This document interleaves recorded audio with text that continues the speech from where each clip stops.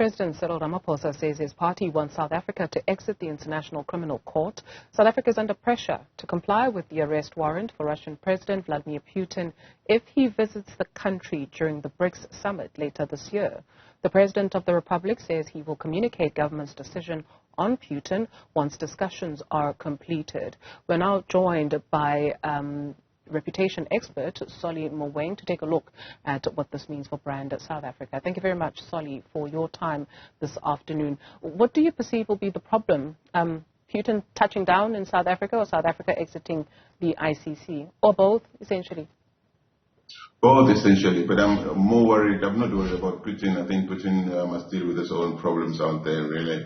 South Africa cannot change laws because of an individual. The minute we have a so-called democracy changing laws because of somebody, just to suit somebody, then we are in serious trouble. And we know that we are in serious trouble already. We keep saying this over and over again, but it's nonsense. It's nonsense for the ANC. This is not South Africa making this decision. It's the African National Congress, which is linked to Putin, which is forcing South Africa to do. That's why it's important to realize that all of these things point to South Africa being a democracy that is really not a democracy, which is dominated by one faction which will bulldoze its views on the rest of the country, irrespective of what.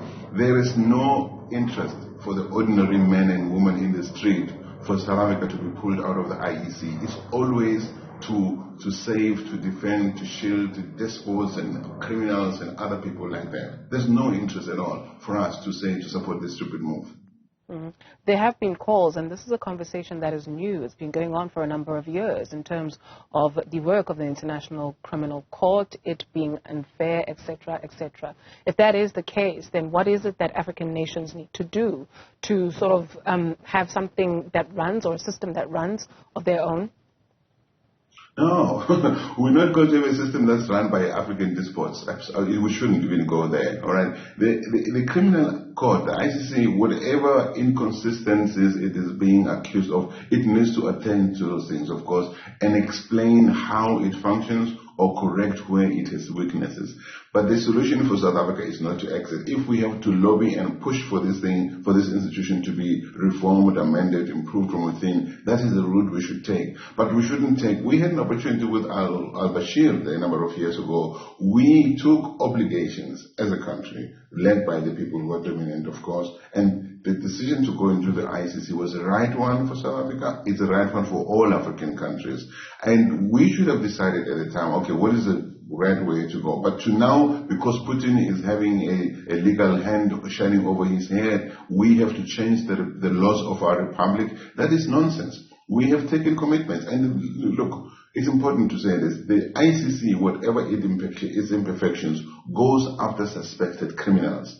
If we have nothing to hide, why pull out? Who stands to benefit? Let's take a listen at what the first Secretary General of the ANC had to say, speaking to my colleague Olim Gambi a little bit earlier on today, Nomvula Mokonyane, on this issue. We will never even take such a resolution.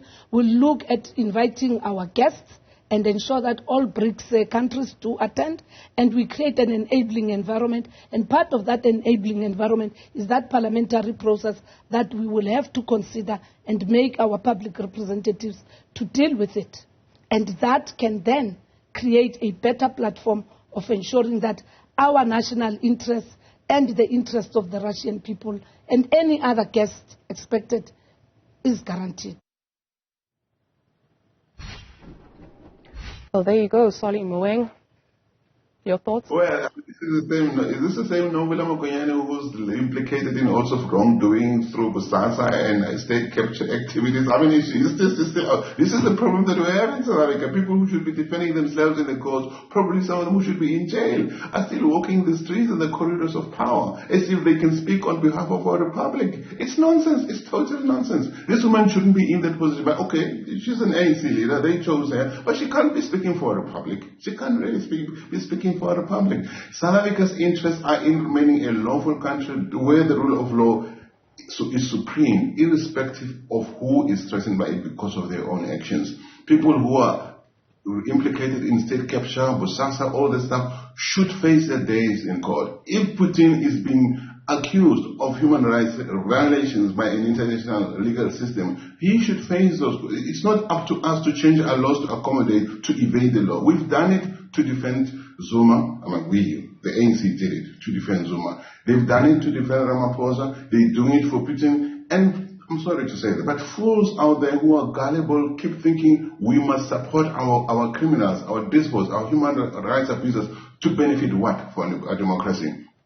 People who commit crime, who are suspected of committing crimes, must face the full wrath of the law, irrespective of who they are. We can't change our laws and remove ourselves from international institutions such as this one simply because we want somebody to come and visit South Africa. It's nonsensical. Then let them go and hold the BRICS conference in Russia or somewhere else. Let them go there. But it's really an insult to the people of South Africa, and it's not in the interest of South Africa, it's in the interest of the African National Congress. It is nonsense. Reputation expert Solly Moeng, thank you.